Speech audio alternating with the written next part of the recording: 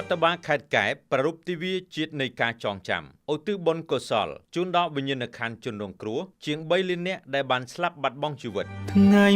20ឧសភានឹកគ្រាខ្លោចផ្សារបបរឹងស្យាអង្គការទូរយុទ្ធនៅថ្ងៃទី20ខែឧសភាឆ្នាំ2025រដ្ឋបាលខេត្តកែបក្រោមការដឹកនាំដោយអាយដាមបណ្ឌិតសំពិសិដ្ឋអភិបាលនៃគណៈអភិបាលខេត្តកែបនិងអាយដាមអុកថាប្រធានក្រុមប្រឹក្សាខេត្តបានដឹកនាំមន្ត្រីរាជការកងកម្លាំងប្រដាប់អាវុធគ្រប់ប្រភេទលោកគ្រូអ្នកគ្រូសិស្សានុសិស្សយុវជនយុវនារីប្រារព្ធមេទិញទិវាជាតិនៃការចងចាំនៅក្នុងបរិវេណកំពង់ត្រឡាចស្ថិតនៅភូមិកំពង់ត្រឡាចសង្កាត់ព្រៃធំក្រុងកែបខេត្តកែបខ្មែរស្លាប់របួសជាប់ឈ្មោះជាខ្មាំង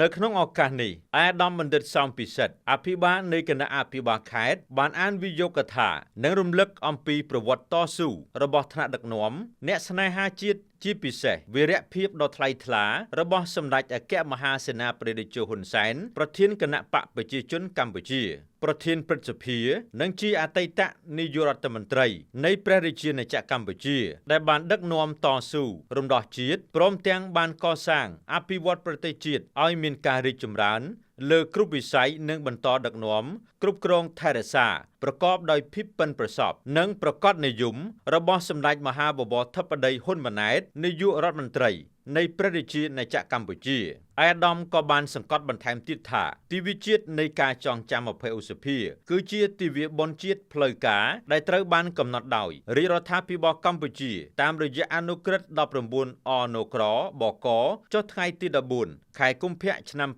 2018សម្រាប់ជាការរំលឹកដល់ជនរងគ្រោះនិងការឈឺចាប់ពីអក្រិតកម្មដែលកើតមានក្នុងរបបកម្ពុជាប្រជាធិបតេយ្យចន្លោះពីថ្ងៃទី17ខែមេសាឆ្នាំ1975ដល់ថ្ងៃទី6ខែមករាឆ្នាំ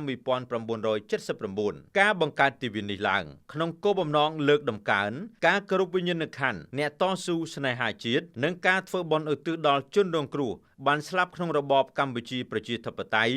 លើកតម្កើងការរំលឹកដល់ជនរងគ្រោះការស្ដារកិត្តិយសនិងសេចក្តីថ្លៃថ្នូររបស់ជនរងគ្រោះទោះជានៅរស់រានមានជីវិត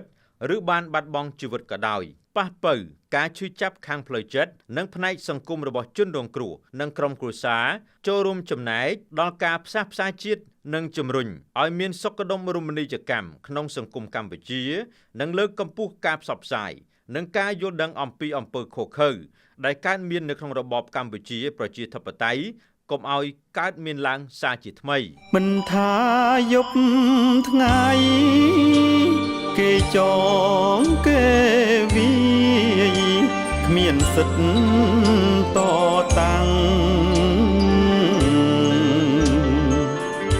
ស្គមហេវបាក់ពោះព្រោះអស់កម្លាំងកាយស្វិតស្លេកស្លាំងដៃប៉ុនដងវែ